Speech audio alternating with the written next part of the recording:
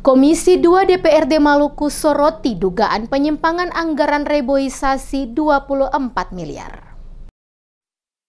Komisi 2 DPRD Provinsi Maluku menyoroti tidak optimalnya pelaksanaan program reboisasi tahun 2024 yang menelan anggaran hingga 24 miliar.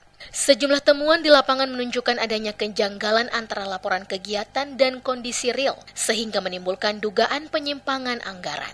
Anggota Komisi 2 DPRD Maluku Al-Hidayat Wajo dalam keterangannya kepada wartawan di ruang kerjanya di gedung DPRD Maluku Rabu 28 Mei 2025 mengatakan, hasil pengawasan lapangan menunjukkan banyak proyek reboisasi tidak sesuai dengan laporan resmi.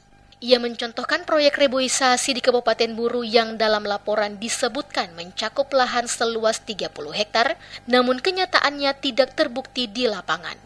Bahkan pihak pelaksana tidak mampu menunjukkan bukti fisik yang memadai. Hal serupa juga terjadi di Kabupaten Seram bagian Barat Maluku Tengah dan Seram bagian Timur. Di Kabupaten SBT dari rencana penanaman seluas 25 hektar hanya separuh yang benar-benar direalisasikan.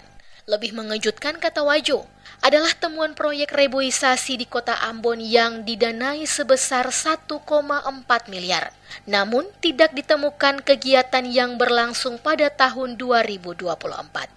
Lokasi yang diklaim sebagai lokasi reboisasi justru merupakan sisa kegiatan tahun 2020-2021. Menurut politisi PDI Perjuangan itu, kondisi ini mencerminkan lemahnya fungsi pengawasan dari Inspektorat Provinsi Maluku. Ia pun mendesak Gubernur Maluku Hendrik Lewerisa dan Wakil Gubernur Abdullah Fanat untuk segera mengevaluasi kinerja Inspektorat.